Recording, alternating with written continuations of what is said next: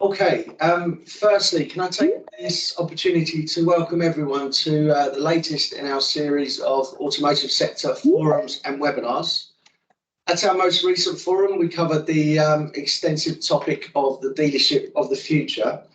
This webinar is really a continuation on that topic, on that theme, but it's looking more in terms of the short-term focus on next year, the year ahead, 2023. And the challenges and opportunities that dealers will be facing. Turning to the agenda for this morning, we're going to start with Alistair Cassell's looking at 2023 outlook and some tips to enhance performance. We will then move to Andrew Banning, and Andrew is a used car specialist who will cover the topic of used car sourcing. Then Karen Rothberg from Secret Service will look at ways in which you can grow after sales, and then that will be followed by a critical session from Andy Flynn of RDS in terms of how you can protect yourselves from the ever-increasing cyber risks.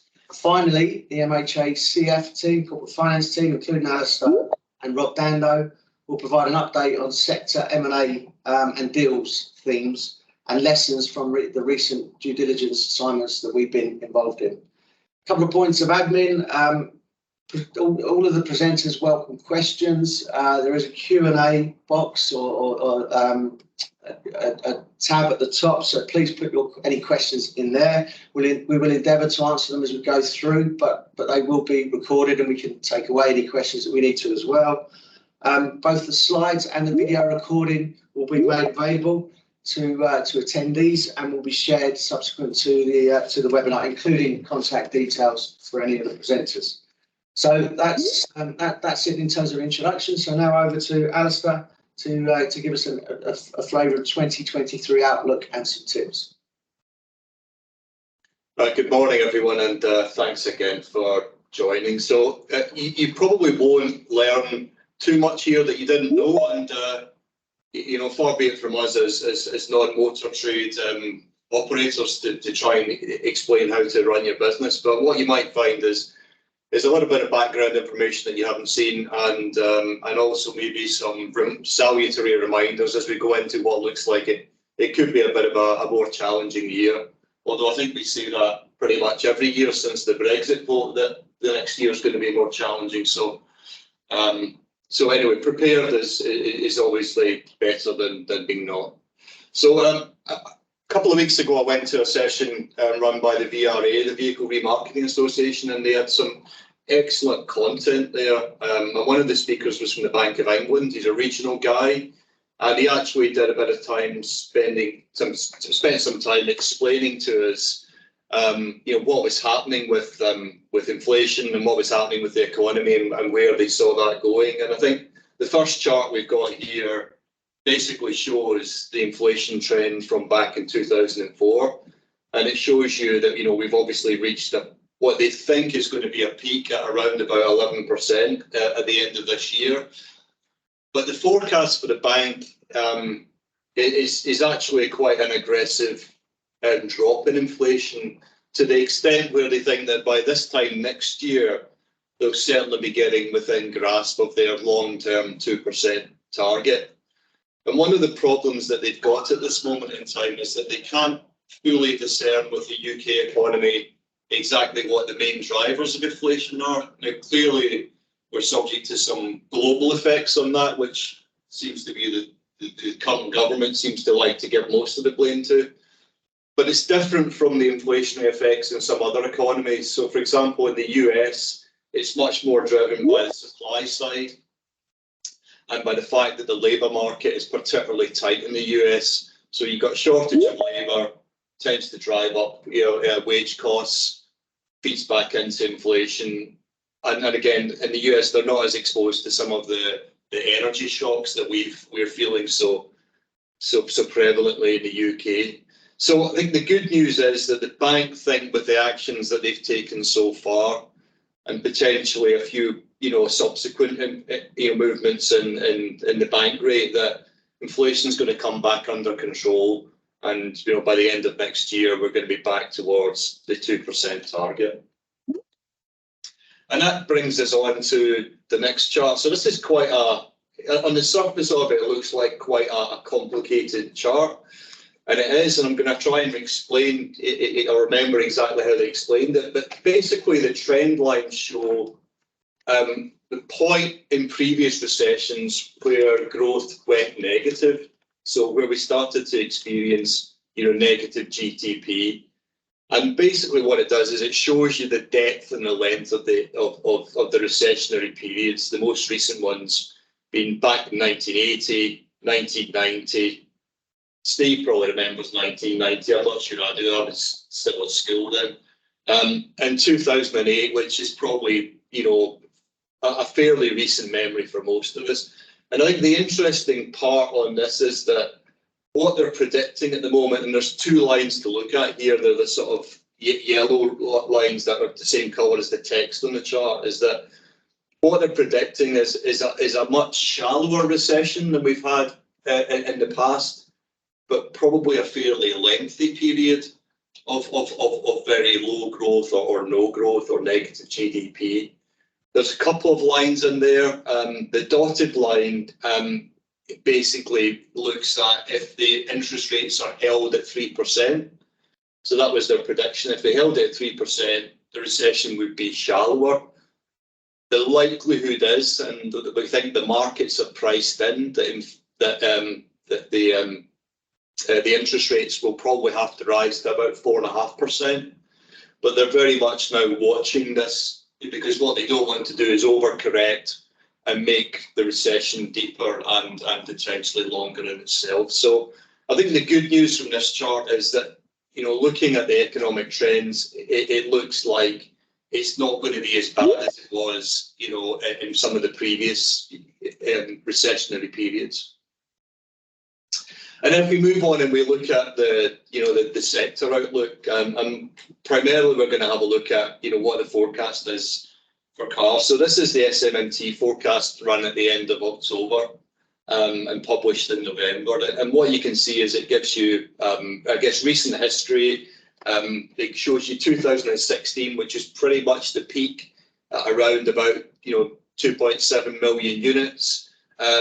2019 starting to come back down as really Brexit did have a bit of an impact on the volumes, because many of the manufacturers got exposed to the pound's devaluation, and all of a sudden it was much more expensive to import products into the UK. And then obviously we've had the pandemic period where in 2020 and 2021, we've seen various reasons why either the dealerships were closed or the subsequent supply constraints that have flowed through and still with us in 2022. And I guess the overall summary for the passenger car market is that there isn't any return to 2.7 million, probably ever.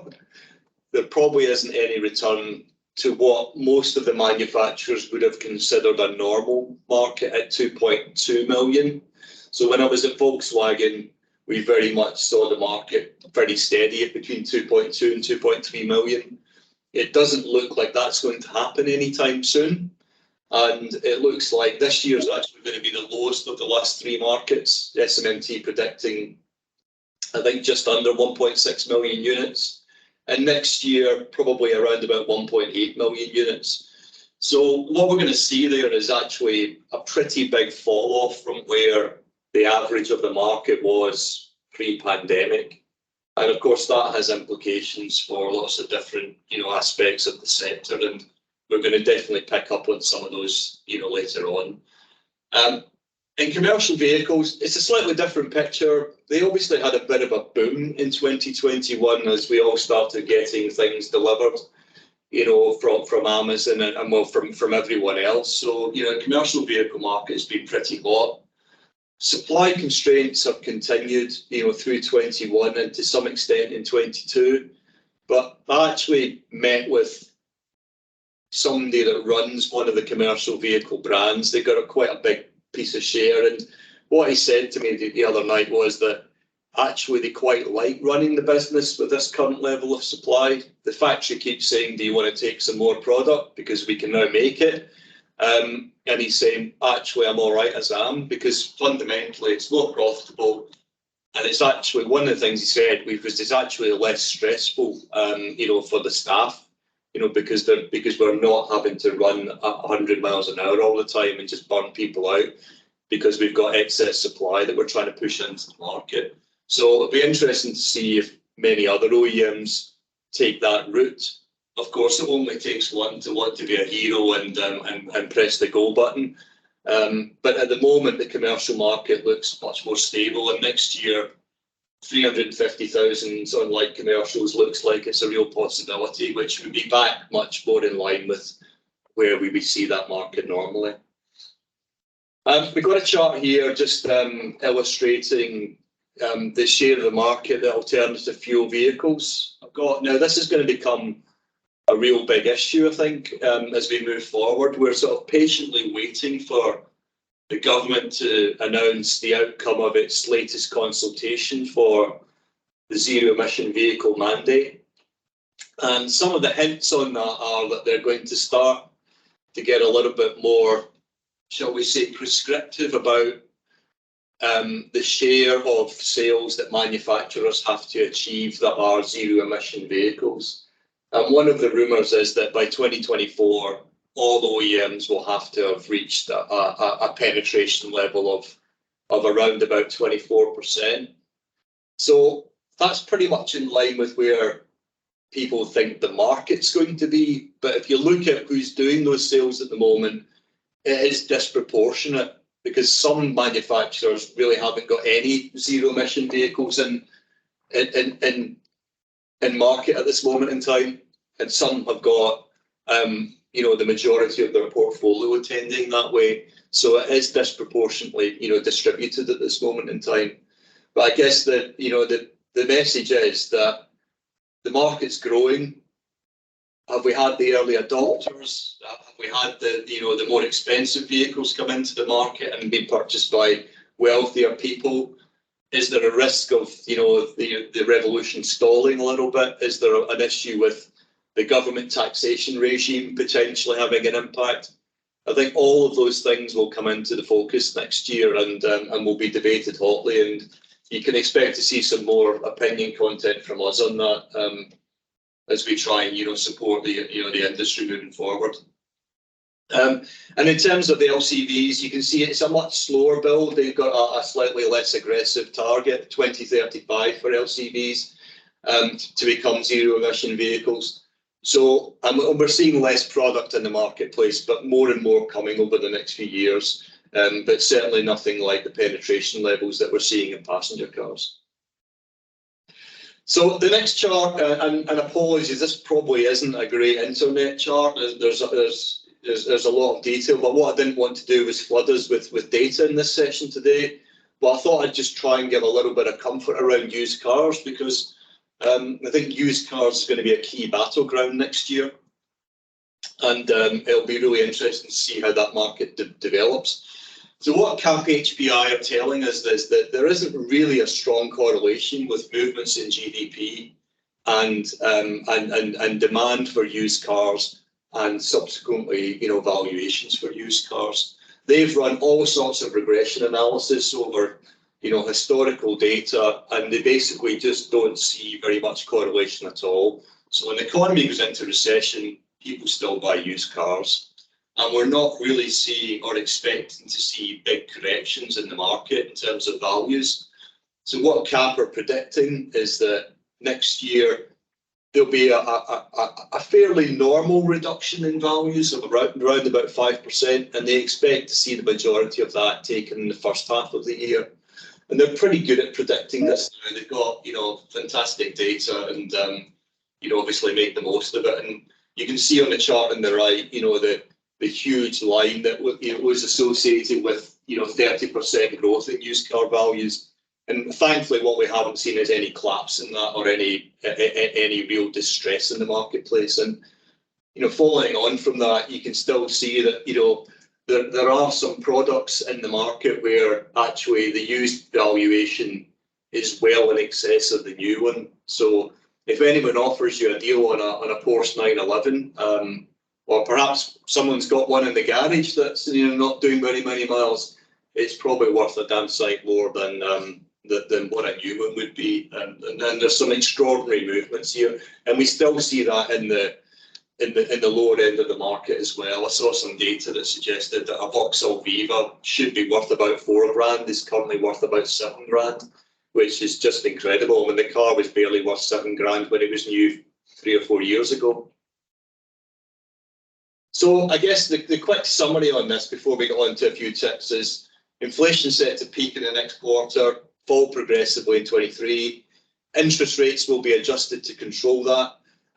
We think the markets are priced in 4.5%, which won't be any comfort to those of us that have got mortgages, but potentially less than it would have been when Miss Truss was in charge. Passenger car market will be less than 2021 this year. Next year's forecast around about 1.8 million, so well away from the heady times of 2.3 or 2.4 million. LCV market looks reasonably robust. It's lower than it's been before, but it looks like it's going to grow next year. EVs continue to grow. Used car market looks reasonably stable. And I think the other bit, and it'll be interesting to see what Carbon can offer us later on when we talk about the aftermarket. I think it's set for a pretty tough period, really, after sales. And I think retailers will have to get particularly creative in this part of their business, because we've had 3 years of 1.6 million new vehicles sold. That's 3 years of less going into the vehicle park, and traditionally franchise dealers, penetrate strongest in the 0 to 3 year park. So they're going to have to be much more resourceful and target the older vehicle, which has always been the holy grail. We've still got the ongoing impact of BEVs on the revenues, and the recession always, from memory of the last time round, it was almost like a tap being turned off when the recession really started to bite. People just stopped getting cars fixed and repaired. Now, thankfully, there are some mechanisms that help people, fund these types of expenses. Now that they weren't in market last time round, so I'm thinking of people like Bumper and some of the OEMs have got buy now, pay later type schemes. So there are tools there to help, but aftermarket's going to be a challenge. So just for a bit of fun, we thought we'd have a bit of an MHA advent calendar. I'm going to ask my partner here, Mr. Freeman, to call out which number he wants, and we'll see what's behind the door. Is that number 3? Oh, number 3. Oh, wrong one. My lights haven't worked. This is a disaster.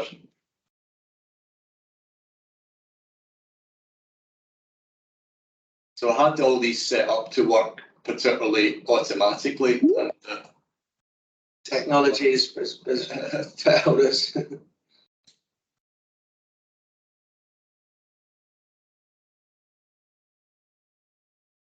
Let's try again, see if it works. Otherwise, we might have to just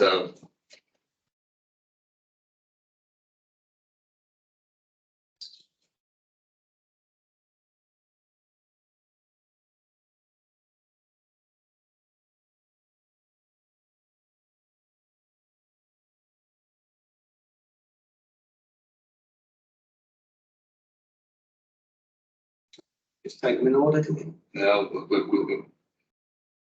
we'll have to just take them in order, I think. All the best laid plans.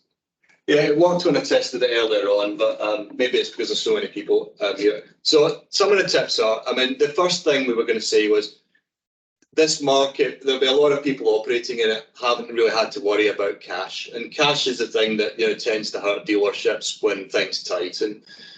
So the recession will expose any weaknesses you have in your cash management, and I think it's important that businesses, and it's probably more of a message to car sales managers, is that they start thinking about cash generation, because that's going to be particularly challenging over the next period.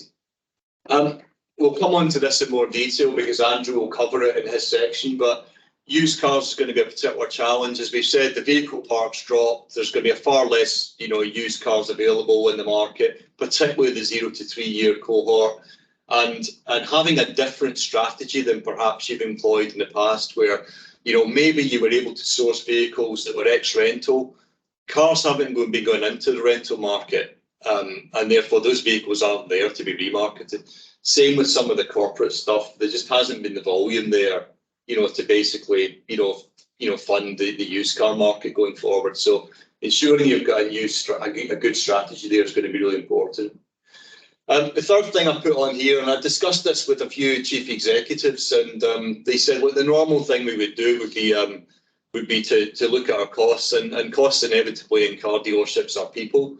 But this is a really different kind of recessionary period. The labour market's still really tight. I don't meet a dealer that hasn't said to us, we're short of staff. We find it really difficult to recruit. And I think the thing that people can do now is actually find reasons to keep your staff, retain them, make them feel secure during this period.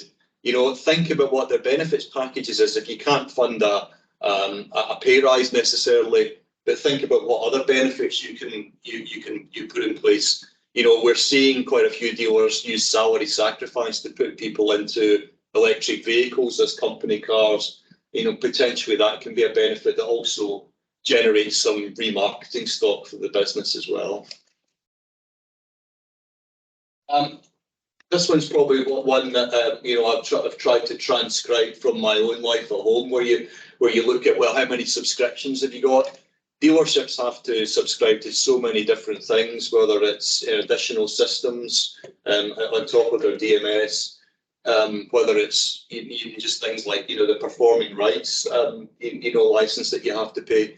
I think there's opportunities to cancel stuff you don't need, renegotiate with some of your supplier contracts, decide what's nice to have, what's required, and make sure that nobody's subscribed to Netflix and is using that during work time. And then consider the impact of interest rates. We've had a period of pretty much almost zero interest rates, really low cost borrowing. Probably haven't had to think too much about stocking costs as an issue. All of a sudden, we're in an environment where the interest cover, calculation is being done again. The banks are already a little bit squeamish about the sector. They always get a bit iffy at this type of point in the cycle, and we are starting to see them, get much more aggressive in terms of securitization. So, consider the impact of the rates, and again, probably for the sales managers, we've got to make sure that stock keeps turning. And I think that probably ends this little session for us. So apologies, the advent calendar didn't work really well. That was the best laid plans. It was probably the most impressive part of the presentation, in honesty. But now I'm going to hand over to Andrew Banning, who's going to give us a bit of an idea as to what we can do with used cars and how your sourcing strategy could be employed next year. Andrew. Thank you, Alistair, and thank you for the introduction. Good morning, everyone. For those who don't know me or haven't worked with me in the past, I'm a used car professional who's been building successful used car businesses for franchise dealers, used car business development programs for manufacturers, and also some of the most successful independent used car stock acquisition businesses for over 30 years now. And as some of you will know, I'm also the author of the Used Car Business blog, a development blog that discusses strategies and the state of the market. So today, whilst accepting that it's impossible to look at every aspect of successful used car retailing in the time that we have, I will explore the used car challenges, or some of them looming in 2023 in generic terms, whilst accepting that every business and everyone here operates within their own market. So therefore, they have their own challenges. So if we could move to the next slide. Thank you, Alistair. Let's look at today's reality for used car retailing. Well, the first thing I'd like to say, which I say to everyone, is there has never been any such thing as the used car market. And this is even a more prevalent fact now. In reality, used car markets are continuing to fragment and evolve into highly specialized and individual used car markets, all of which operate very differently from each other in terms of their operational delivery. All used car businesses, of course, were forced to pivot during the pandemic. During that time, some grandiose predictions were made about how the pandemic would change consumer behavior and buying patterns, many of which have not transpired. So many of you here and many used car businesses may have to pivot again. And many used car markets are still at an embryonic stage in terms of their evolution. We are in reality now all learning in real time how the pandemic has changed consumer behavior in some of the used car markets. And on top of that, and on the assumption that customers and fleets continue to change at the end of PCP agreements and leases and around about the average 3-year term, 2023 will be the first year of used car vehicle parks in excess of 680 less vehicles. So sadly, it is the inconvenient truth of our time that with more competition for these stock holdings, the numbers no longer add up. The trading reality is that all used car businesses are now in a battle for their survival. And this is because there are now also far too many businesses relying on these depleted used car vehicle parks. And that includes your business, whatever business it is you are running, and that includes mine, franchise dealers, independent used car specialists, used car supermarkets, the auctions, remarketing companies, the specialist stock acquisition companies, the likes of We Buy Any Car and Motorway and people like that, and the online internet-based used car businesses, the likes of Cinch, Kazoo, etc., etc. So if you look at the impact, what do these reduced vehicle parks mean in terms of a hole in your accounts or used car retailing losses compared to previous years? And I decided to look at some franchise dealer networks on the basis that they're making an average RGP per unit of £1,500. Now, as much as there is no such thing, of course, as the average used car business, in 2020, BMW, for example, sold 54,253 fewer new cars than they did in 2019. So rolling that forward, this equates to an average of 362 less used cars for each of the 150 BMW franchise dealers during 2023. That is an average hole in the accounts that needs filling for a BMW franchise dealer of £543,000. In 2020, Volvo sold 9,805 fewer cars than they did in 2019. And that figure equates to an average of 100 less used cars for each of the 98 Volvo's franchise dealers during 2023. So the average hole in their accounts that needs to be filled is £150,076. And Lexus, lastly, in 2020, they sold 1,986 fewer cars than they did in 2019. Even that figure equates to an average of 43 less used cars for each of the 46 Lexus franchise dealers during 2023. So the average hole in their accounts that needs to be plugged is £64,760. So as much as there are a myriad of challenges on the immediate horizon, the number one trading challenge, I think, facing every used car business is successful used car stock acquisition. So what can be done? Well, in reality, I think used car businesses in the future will adopt one of two different used car stock acquisition models. The first being the tech-led acquisitions model. Now, this in truth is where you continue to do what you have already done previously. And this is what will no doubt will become, in my opinion, the law of diminishing returns used car business, because it's doing nothing more than the same things as everyone else with a tech-led race to the bottom on price used car stock acquisitions model. So if you're doing the same thing as everyone else, it can only be about price.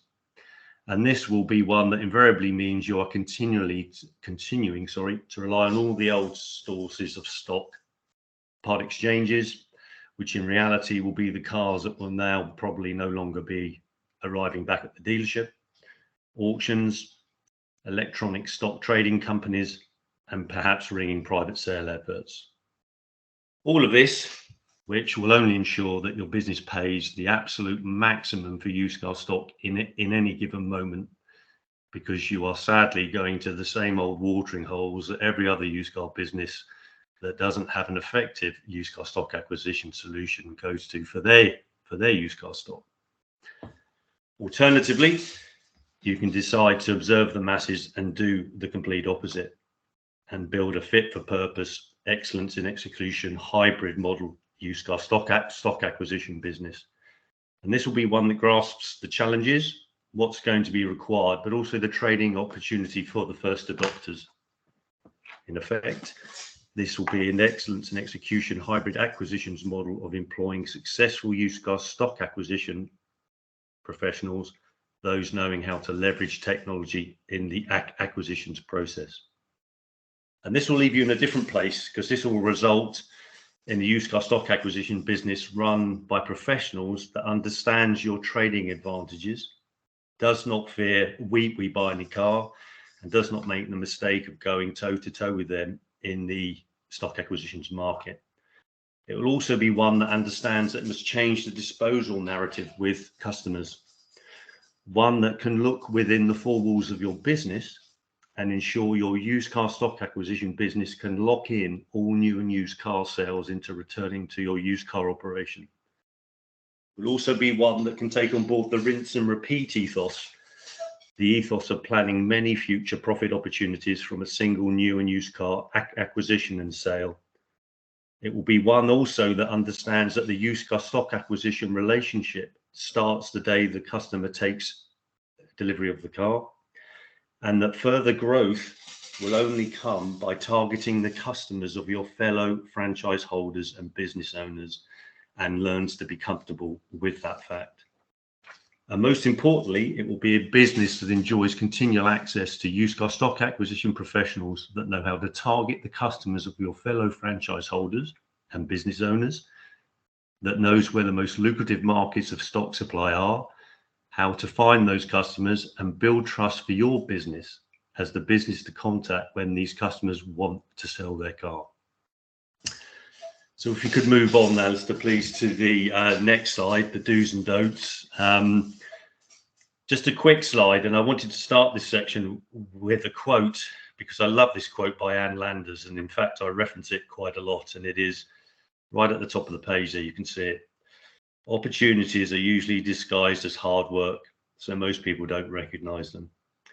I do, though, usually temper this with, as much as people may not like change, everyone loves winning.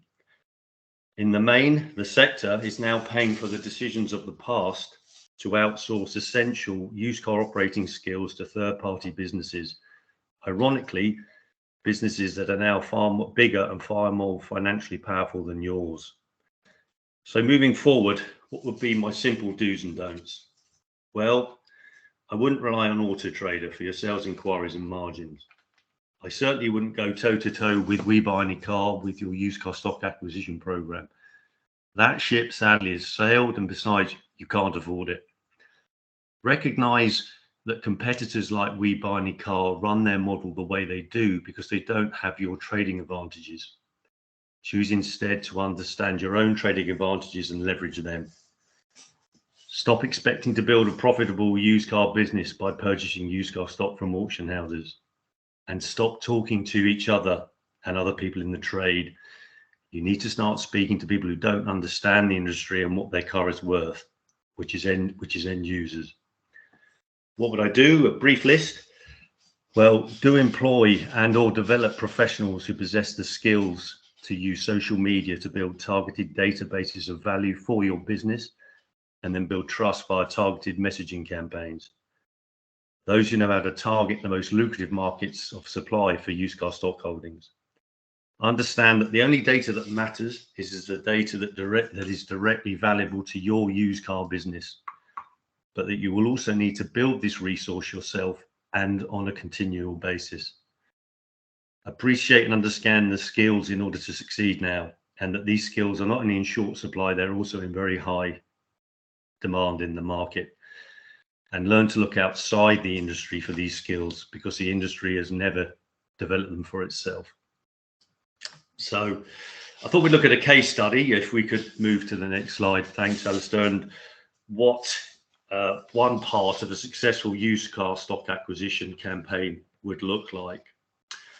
I chose this example of a franchise under particular threat in terms of the market dynamic and also the manufacturer's mood music, but it's not a business I'm working with. I've imagined that I'm working with a fictitious Volvo franchise dealer in the Northwest. So what would be required for this business? Well, they would need to identify their acquisitions market in terms of geography, socio-economic grouping of their target customers, their likely professions, and their emotional selling drivers. When doing this, I would never waste time on your local market. The answer is not that it's not important, but the answers to this stock acquisition campaign are already within the four walls of the business, and it is a different campaign. So I would advise this Volvo dealer in the Northwest that the best supply of high specification, low mileage used car stock is going to be in London and within the M25. Why? Well, there's a large amount of ABC1 socio-economic profile of professionals who are potential Volvo owners with cars that in general will have higher specifications and lower than average mileages. However, to succeed in purchasing used car stock from these markets, your business must know the pain points and the language of this target audience. Target audiences in London, which is an audience I know very well, are asset rich and time poor. So your subsequent messaging must understand their disposal drivers and speak to them in their language. But these are very profitable markets of supply, because despite what you may think, disposal here is never about price. So how do you go about finding them? Well, LinkedIn is the best social media platform by far for building targeted bases of value for this purpose. Databases including, by the way, the self-declared personal contact details of all those who make up that target audience. So it not only enables skilled users of the platform to build high-value targeted databases, it also enables them then to send targeted messaging campaigns to those likely to own Volvos on an industrial scale and on a continual basis via the numerous search and messaging options that are available on the platform. It can also then be utilized with other messaging platforms in the delivery of continual content and direct messaging campaigns that when constructed and delivered correctly will gain the attention of, the interest of, and then the trust of your chosen target audiences. Now, as an example of how powerful these can be, I am only here today by running just these campaigns for my separate businesses, Alistair seeing my content and then reaching out to me directly. This is in fact how I've grown all of my businesses. But a word of caution, success is not built overnight, and your used car stock acquisition business will need to be a 365-day a year, 24/7 business, the one required to keep acquisitions opportunities coming into your business. However, despite popular belief, this does not need to cost you a lot of money. I have built all my stock acquisitions businesses with a zero marketing spend. However, you will need the professionals who know how to deliver on these strategies on your behalf. So in summary, in terms of a decision-making process, how would I wrap all this up? Well, firstly, be realistic about your business, its aspirations, and its capabilities. Identify and understand the used car market that you operate in. Appreciate the roles that technology and genuinely successful used car stock acquisition professionals will play in your success. Understand whether you now have a tech-led or an excellence in execution-based used car business. This is important as it will dictate the caliber of stock acquisition professionals you will be able to attract to your used car business, or whether you'll need to develop them on an ongoing basis. And then go on to build and develop the correct used car stock acquisition team and business. One that understands that first and foremost, the successful stock acquisition business is one that specializes in the following before it can even begin to acquire used car stock holdings of value.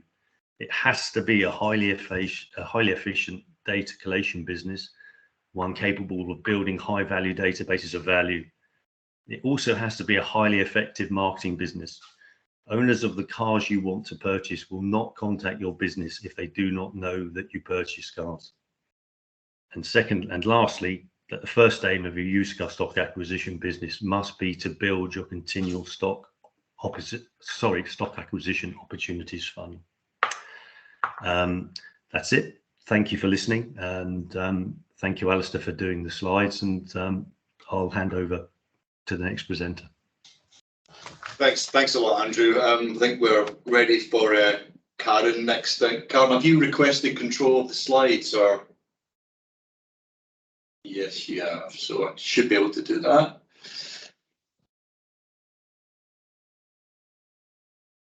Okay, so Karen, if you can come off mute now and do your stuff. Okay, just while I'm waiting for the slides to come up, there we go. So I'm co-founder of But My Garage. I've been in the auto industry for 23 years now. And previously I was involved in the retailing of vehicles through Tesco Cars. That was also one of my previous businesses.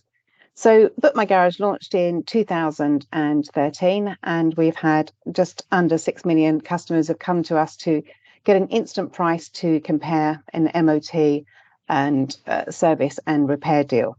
So we were busy helping independents become digital and get online bookings for consumers.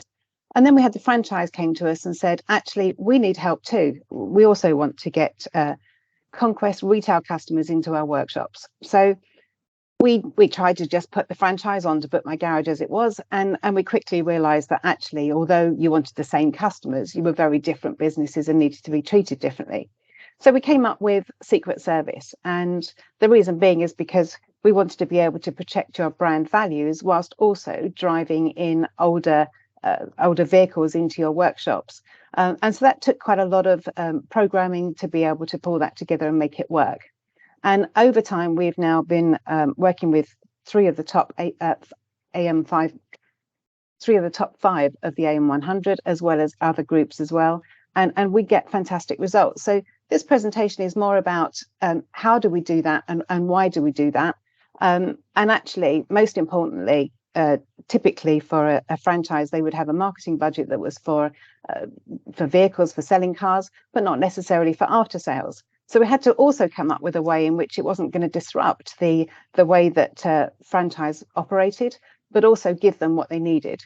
So it's really important because some of the details that we've been talking about with less cars coming into the marketplace, it's even more important to help franchise to win market share.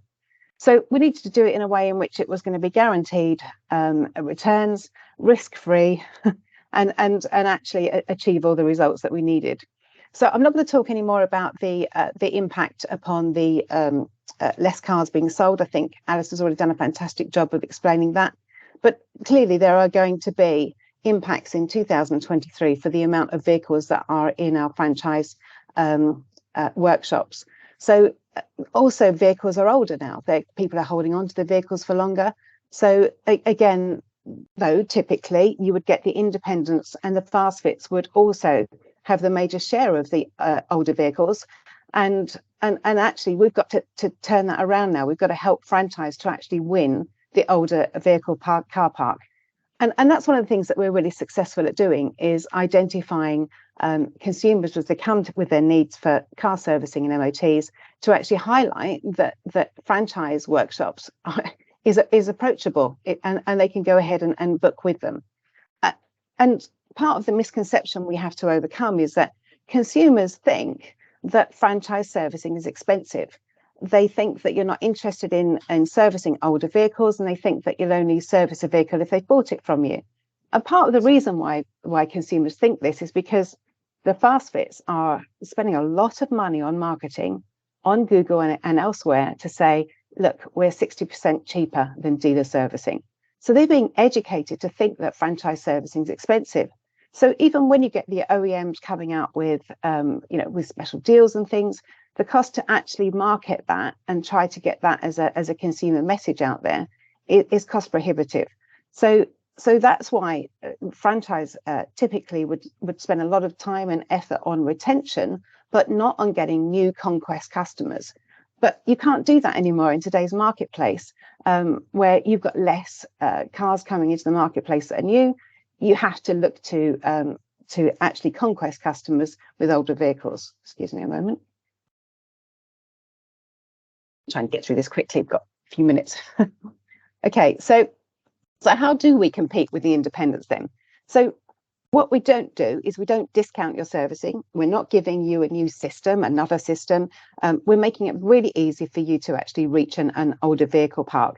And how we do that, and we don't, as I say, discount your servicing, is we give you the ability to compete with the independents, apples for apples, in the same way. So you're offering the same interim, full and major service that the independents and the fast fits offer.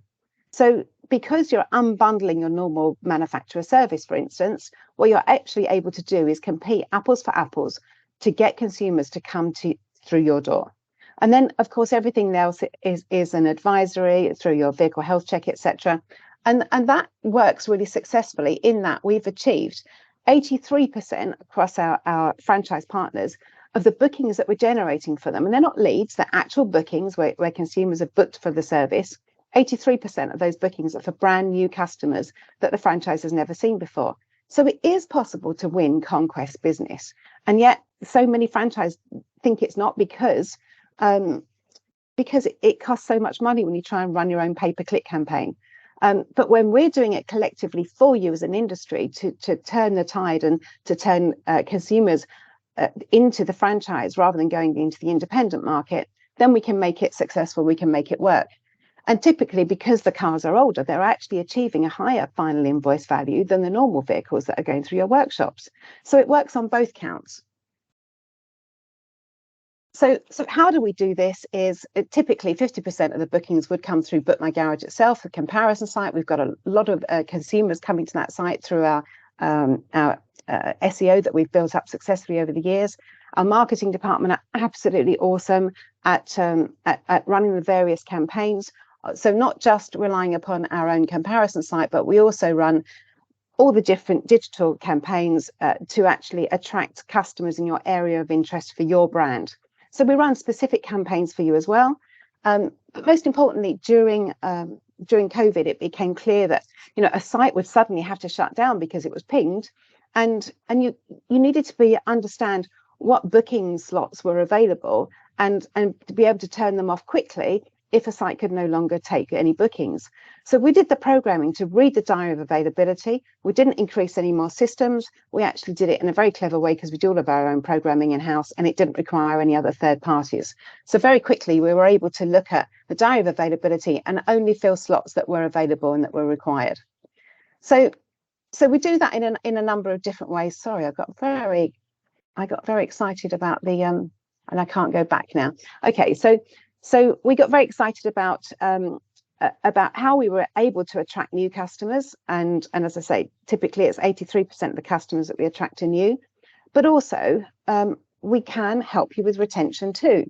So typically you would send out an MOT reminder to your customer base to say, it's time to get your MOT due, or it's time to get your service done. Then what they do is they go to Google, start fishing around for prices, how much it's going to cost through Halfords and other stores, etc. And before you know it, they've lost that customer. The issue is you don't know it. You don't know that you've lost them until they've become a lapsed customer. So what we do is we tell you, and it's all GDPR compliant fully, we tell you which of your customers that day, and we tell you twice a day, that day, which of your customers are fishing around on Google for prices to go elsewhere, so that you now know which of your customers is at risk of leaving you and when, so you can then go ahead and retain that customer base. So then, again, that's all part of the campaign that we're driving forward. So, as I said right at the beginning, how we do this is we take all the risk of all the marketing up front to do that pay-per-click, to generate bookings through Book My Garage. And actually, all you're going to do from your site's perspective is pay for attended bookings. So that's really important. So you don't have to take the risk in your marketing department of trying to invest and generate bookings. We do all that for you. We take all that risk for you. You get exclusivity in your area of interest for your brand, but you're only paying us when the customer turns up and they pay you for the work that you've done.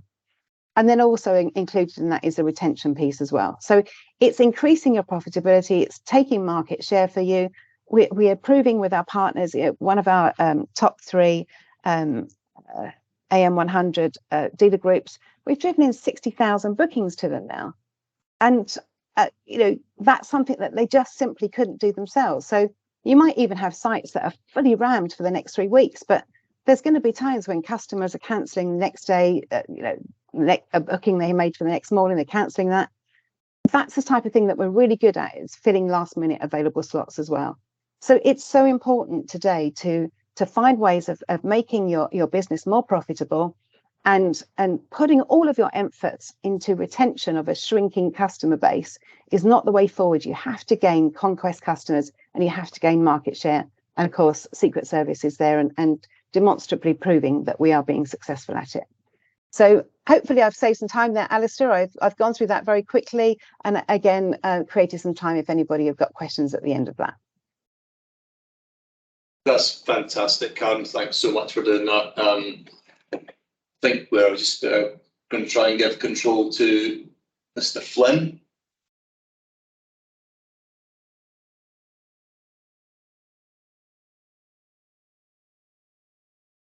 That should be all yours, Andy. You probably need to come off mute, though. Thank you. Thank you, Alistair. Cheers, Andy. Cheers, thank you. Okay, good morning. Always a pleasure to speak on these webinars, and thank you very much to Steve and Alistair today. I'm Andy Flynn from RDS, and we're, as you know, we've probably been talking about the benefits of cyber and the requirements around cyber for some time now, and what defences that you should have as a business, and we'll try and go through those today. I'll go and try and see if I can move through and click through. You may have to do it for me, Alistair. It doesn't seem to be moving through. Let's just try it now. Got it. Thank you. Okay, so we've been doing this particular advisory role for 20 plus years, but providing a wide range of IT services, but more recently focusing on how we can bring that into ensuring cyber security and trying to protect retailers on a day-to-day basis, and that's what this is all about today.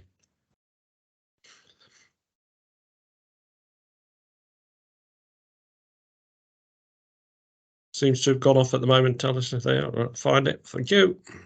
Okay, so the cost of cyber attacks last year, 5 trillion across the worldwide position, and awareness in this area has really been focused on the fact of how much more target has been specifically in the automotive sector, and I'll try and draw out that comparisons today. We've got two elements to what we do. And what I talked about, number one, is the threats that generally we're seeing as we're going from site to site. Tends to be in 6 areas. And if you're looking at the Cyber Essentials framework, which is mandatory really now for all automotive retailers, give you those defences. The top 6 areas: email phishing. And email phishing that now is very targeted. Unfortunately, we've been dealing with one retailer that's had a predominant problem in this area, but the phishing, the campaign phishing that is done now is very targeted, very specific to people. Number 2, ransomware. Generally, again, down to a link. Once that ransomware is on, it can sit and be dormant and can be activated at any point. This is all usually driven by the lack of employee awareness. And I still think that today we're not spending the time and the necessary training around cyber. And, is that basically through sort of phishing campaigns that we can put in and test. But generally, it's about talking to people about what the day-to-day requirements are. And I don't think as overall we do enough of that. Reaction from it is, unfortunately, if we get the first 3 areas wrong, it's always theft of business data. Generally, that's held. And once you've got that data being held at a point of theft, there's always the issue of how you deal with that. We don't like to be at a point where we're having to deal with this reactively. We prefer to be a lot more proactive in this. And this is why we've said about the awareness of number 3 and training our employees. PC virus and malware. always down to keeping patching up, keeping patching management up, and keeping the latest updates on all your devices, and make sure there's a process for that. And more recently, it's about strong and weak passwords. We're now doing things like multi-factor authentication. I think you'll see that now on most of the devices and that you use. But more recently, it's now passwords. They're always recommending now that your passwords are probably 3 random words that you put together. But the minimum position on MFA now is up to 12 characters, where in the past it's always been around 8. Okay, so checking your oh dear me. Oh, let's just see if we can go back there, shall we? Let's move through quite quickly. Sorry about that, guys. Okay, so the Cyber Essentials framework. We're an IASME accreditor. IASME are now the main body that represent and do the accreditations. And basically, the things that they'll be checking through is this. As I said earlier, is your patching up to date? Are you keeping all your devices up to date with all the necessary updates? They should be scheduled, they should be programmed, and they should be happening. Are you doing checks in this area? What is your incident response plan? If you get an issue, how do you deal with that? How do you deal with it in the first effort, in so much as, right, we've identified that there's been an issue. How do we actually show that, and how do we actually move that through the channels of responsibility within the business? How do we also set that up to potentially record that as an issue that goes through to the ICO and potentially in a breach through to GDPR and the reporting process through it? Access controls and policy passwords and policies generally, as I said earlier, they're now suggesting at least the following, 3 random words probably as a password. Everything now recorded, and you can have password management and hold that for all your passwords, make it a digital thing. But also have those controls in place around how you conduct yourselves with password processors and making that awareness in the business. Internet connections right through to your firewalls, without getting too technical, just making sure that they are up to date. And every so often do some defense checking, do some penetration tests, and get somebody to do some work on that. That's always best housekeeping. Try and once a year, try and do some penetration testing. Phishing responses, do that in so much as do some phishing campaigns back into your team. Make sure that the awareness is there and check. So we've all seen those links and how people are sometimes governed to click on them. Try and put some of those processes out there into place. Login monitoring of what we do. Please record everything. Yeah. Third-party accessors, very much around, if you are sharing systems and capabilities, make sure that there's a degree of separation on that, and right down to how you put things onto the network, things like PDQ machines, and making sure that you've got that degree of separation in the business. Always have a DR plan. Have you actually tested it? Can you back things up? We've got various products out there today that allow that instant backup. Probably Dato being one of the best ones out there on the marketplace. But how often have you tested that? How often do you test? And what is your process about backing up?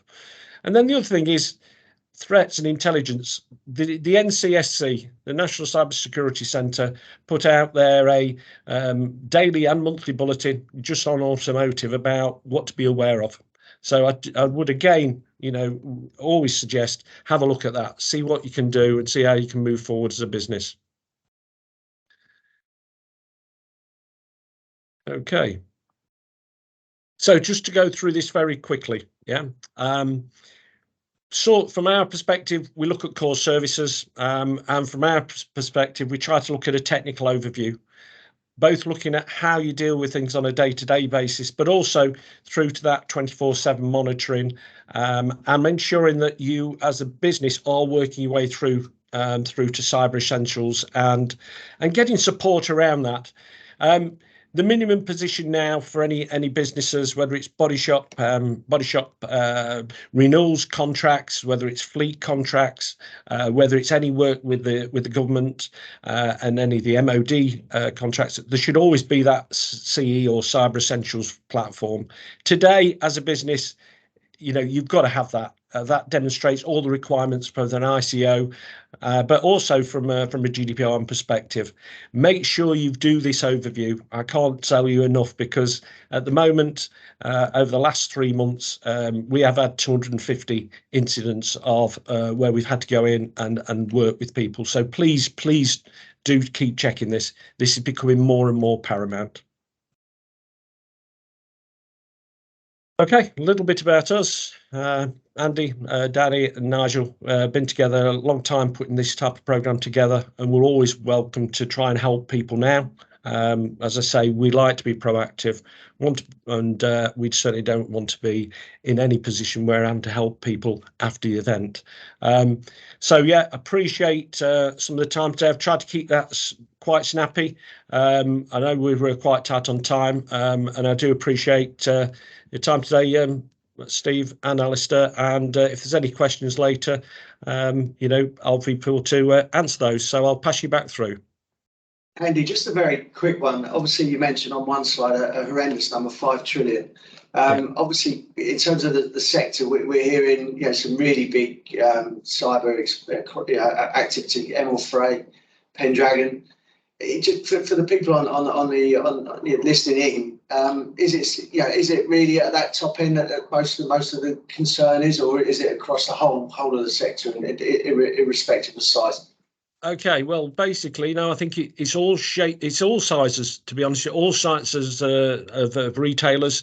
Yes, they're probably highly documented at the top end, but actually these issues are taking place day to day, Steve. And as I say, the consistency is that unless you've got things like your Cyber Essentials sat there as the framework where you've got that process day to day, I think you're going to be vulnerable.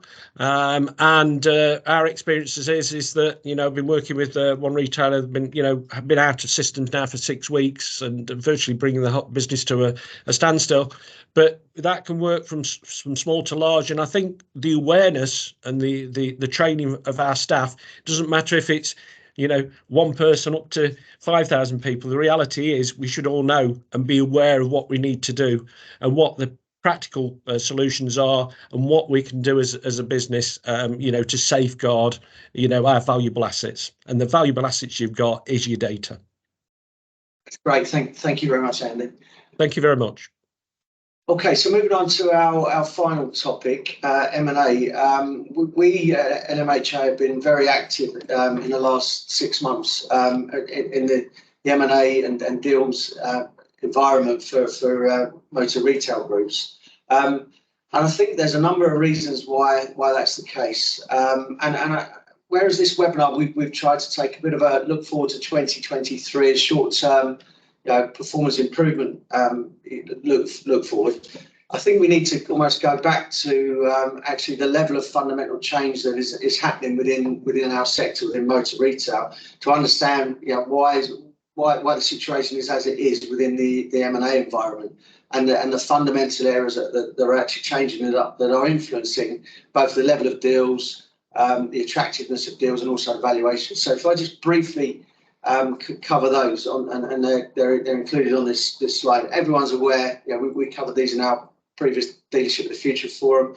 So much focus around the EV transition, manufacturers mandating standards around infrastructure. I think this is certainly being factored in terms of the level of attractiveness of brands and in relation to deals. The one thing that we're focusing in on in that area, I think, is around controlling your energy costs, forecasting your energy needs, and optimizing energy, because that can help in terms of the performance of the business, and therefore the aspect of that aspect of valuation in terms of M&A.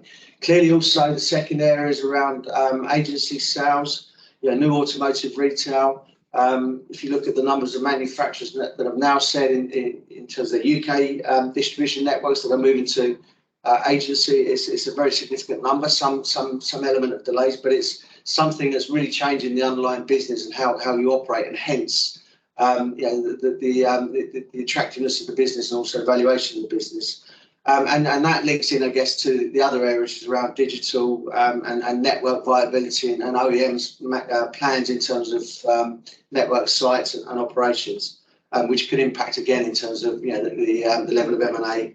And many people on this webinar this morning have mentioned pivoting your business, repurposing your assets. We covered it again at our last Leadership the Future forum, but it's something that's certainly important in terms of your strategy towards creation of value within your business and potential M&A opportunities. Two other areas that are probably more in their infancy but are becoming more prevalent around the sector are the aspects of mobility, subscription, and dealers pivoting more towards fleet and lease businesses potentially. I think it's fair to say there's a number of areas where this is starting to gain a bit of traction, and again can have some impact in terms of valuation of business and level of M&A activity. And the final area would be around net zero and sustainability. A number of dealers are being very proactive on this. A number of manufacturers are starting to set kind of roadmaps for dealers. I think it's important just to bear in mind that ESG is about all stakeholders, and it's not just about kind of the EV and net zero. It's also about ability to attract finance, employees, customers, and how they perceive your business, and certainly therefore how potential acquirers will perceive your business in terms of your sustainability plans. So there's lots and lots of fundamental changes within the sector that are impacting in terms of the attractiveness of the sector, the level of activity on M&A, and also valuations. So I think it's important just to reflect on that before looking then at M&A and what we've seen in the last 6 months. So over to you, Ed. So thanks, Steve. So this is going to be a very quick canter through some of what we've seen in the marketplace, and then we'll top it with a bit of advice for anyone that might be considering how to approach this situation, because maybe they don't fancy the world of agency or the complexity that's associated with electric vehicles. So Rob Dando, my colleague from the corporate finance team, is going to give us a bit of an insight into some of the due diligence processes that we've worked on and some of the things to consider there. So very quickly, this is a global M&A review. I mean, really what we've seen this year, and this is all sectors, not just auto specific, is that it's actually quite healthy, the market at this moment in time, and perhaps surprisingly, even sort of exiting the pandemic period, there was a lot of strategic acquisitions being done globally, and we've seen an element of that in the UK automotive market. We're not going to cover them in detail today, but you only have to look at the deals where Auto Trader acquired Vanarama for a pretty impressive consideration for a business that had never really made any profit, and also the Constellation acquisition of Marshall was definitely a strategic move more than a tactical one. So the market has been pretty strong. However, valuations much more volatile, and when you've got a doubling of the cost of capital, supply chain issues, there's a lot of nervousness around, will China continue to be allowed to be supplied? The global economy and the way it has been, there's going to be a global recession to some degree, and the geopolitical sort of instability that we've seen, has had a big impact as well. But there's still capital out there to be spent, and still people that want to buy. Going to talk briefly about some of the drivers. We've spoken quite a lot about the macroeconomic environment.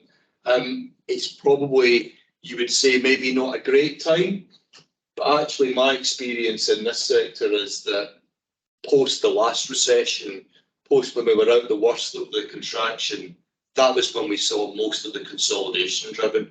And there are always people that see these periods as opportunities because they expose weakness and they potentially, show better value. The other aspect, and we've seen this play out a little bit recently with the deal that's just happened in the southwest with Helston Garage, is that the OEMs are now starting to take a slightly different view. A lot of them are thinking about agency. We'll perhaps talk about that in a further slide. But that does mean a bit of a restructuring with OEM networks, and they're not all particularly upfront about it at the moment, but you can bet that behind the scenes there is a network plan that potentially does not include your dealership in the next 5 years or one of your dealerships. And it looks like, they're potentially going to be a bit more aggressive. Hence why you've seen with Helston Garage, the splitting of that sale. Helston shareholders, they wanted to sell that to one buyer. They didn't really want to split it into three. But we see that as something that's going to happen a lot more regularly going forward, because the OEMs want to control who owns and who operates the businesses. Globalization, we've actually seen quite a big appetite from foreign investors to look at the UK market this year. Rob's worked on a couple of deals with foreign investors, one going on at the moment. He helped do the due diligence for the acquisition of the formerly Nissan-owned Westway businesses. And that was money coming from the Middle East. We are seeing appetite from other parts of the world to invest in UK auto retail. Partly that's driven by a favourable exchange rate. Partly it's because they see an opportunity to grow globally and to where they've maybe outgrown their own domestic market. And then I guess the other thing is access to capital. That's been pretty freely available. It's getting a bit more difficult at this moment in time. Certainly the traditional banks are a little bit more retrospective about potentially advancing more funds. And but what we are seeing is plenty of money still available for venture capital. And one subsector of automotive that's doing particularly well in attracting a lot of VC money at the moment is body shops. So we see an awful lot of consolidation being driven by private equity in that sector, because they think that it's one that can be transformed. There's undercapacity at this moment in time, and they think that they can do a good job with getting a good return on that. A bit of a UK overview. The picture is the sort of top 20 AM100, and really the message is that there's not been a lot of activity there really. We've seen Sytner do a couple of acquisitions in the last sort of 12-18 months. They bought specialist cars, picked up some more Mercedes businesses, but the bigger guys haven't really been moving. And up until Vertu announced the Helston Motor deal, more of their acquisitions had been vertical. They bought like parts businesses, they bought the wiper blades businesses, so less horizontal acquisition activity. And some of the bigger guys looking at developing their used car brands, and obviously with Marshall and Dash coming out of the market, that leaves one less consolidator. So what we have seen a little bit more is some of the regional groups go for a bit more local scale. So you can see on the slide, there's a few headlines of some of the deals that have happened this year. So a business I knew well, Picador, Vauxhall, owned by Graham Jacobs and previously his father, it decided to sell up. Obviously felt it wasn't a business that could sustain at that scale anymore. And Snow was made a regional play there and came into the Stellantis fray. Stephen Eagle continued to expand his operation, and you can see that actually most of the activity has been at the lower level. There hasn't been so many of the mega deals there. And what's driving that? Well, sometimes it's succession in the business.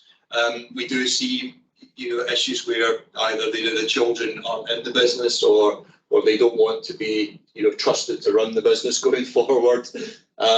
So we see succession driving quite a lot of that. And we see a big viability challenge as well for some of the smaller dealers. The investments that the likes of Arnold Clark are making into digitising that customer journey, really that has to be replicated by everyone at some point, and it's very expensive, and you end up having to pay third parties. And the smaller you are, then the more difficult that is to afford. there's also, the opportunity to try and grow partnerships with selective, OEMs. And we've seen a distinct desire for certain OEMs over others this year. And we'll come on to that in another slide. And then there's also an element of sort of balancing the franchising risk where, maybe they're not sure of which way, one OEM's going to go with its agency model. So therefore they look to balance their business and hedge, with some other brands. So a number of different drivers, moving activity this year. In terms of valuations, one of the things we get asked, quite often is, where are we with valuations, on what basis that have been doing? And we see actually quite a big variation here, and it's very much dependent on the franchises, particularly at this moment in time. But one deal that happened locally here achieved a really fantastic valuation for the sellers, probably almost double the asset value of the business. So a huge goodwill premium.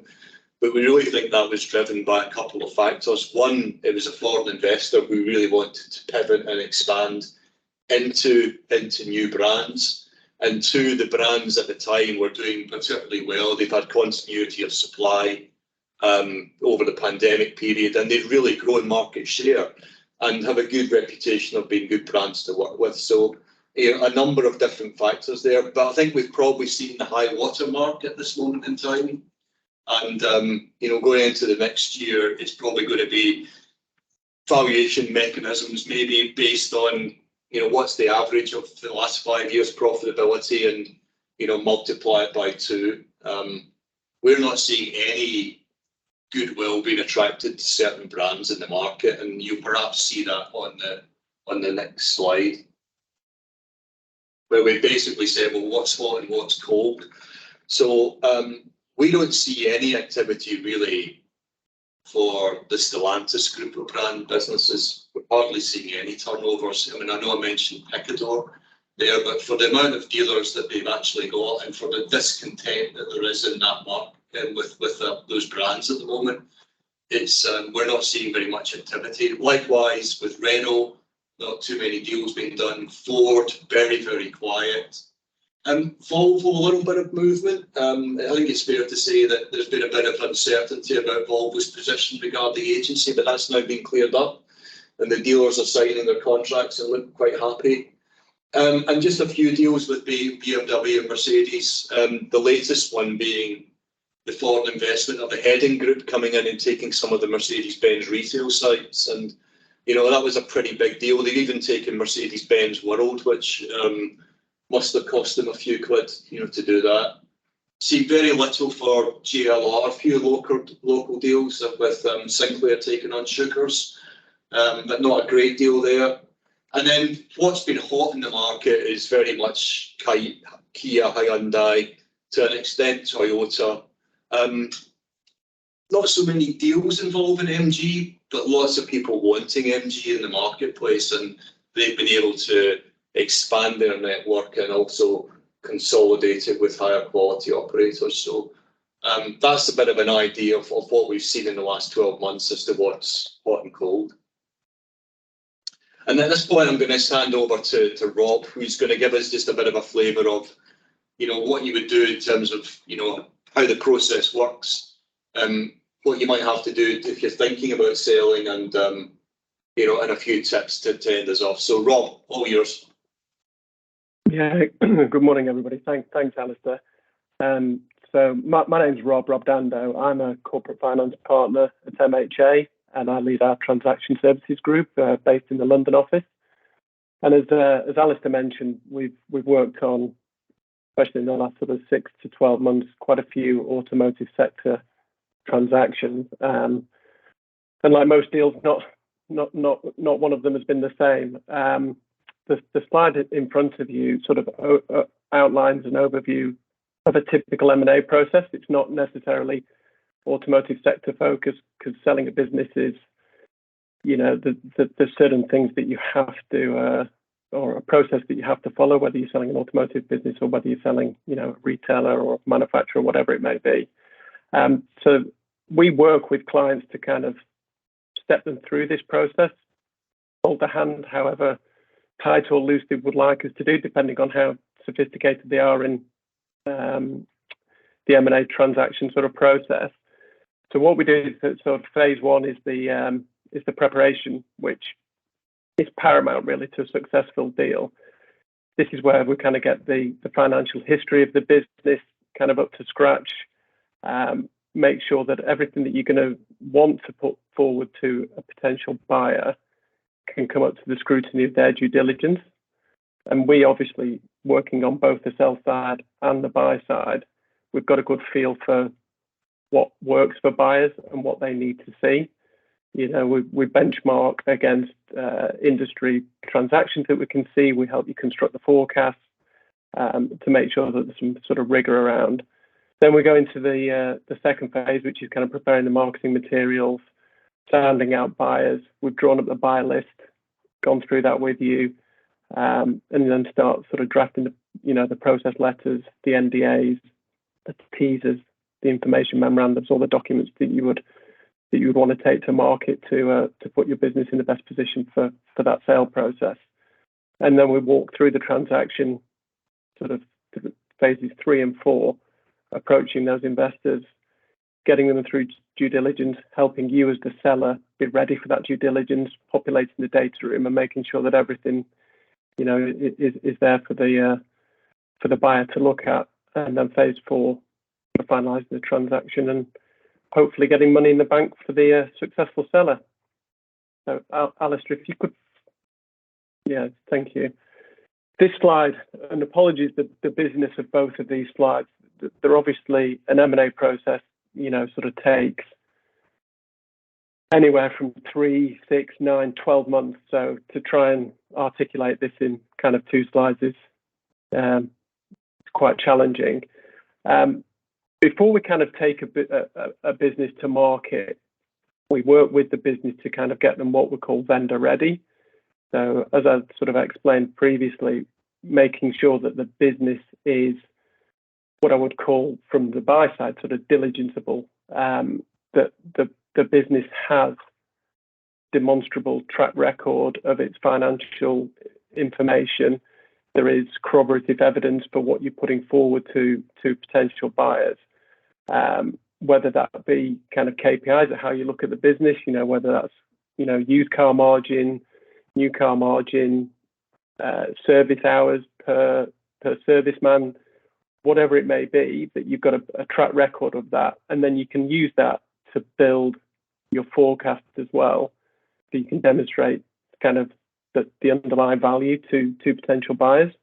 So they kind of break this down into 5 areas, which are kind of the accuracy and the adequacy of the historical numbers, which we then normalize and adjust to get an underlying sort of quality of earnings, maintainable earnings, because there may be, especially over the past couple of years, there's been a lot of one-offs, maybe furlough claims because of COVID-19, much higher prices for used car sales, driving margins up, which, a buyer's going to look at that and really want to understand, well, what is that maintainable going forward? Am I going to be able to generate the same profits that have happened in the last kind of 12, 18, 24 months?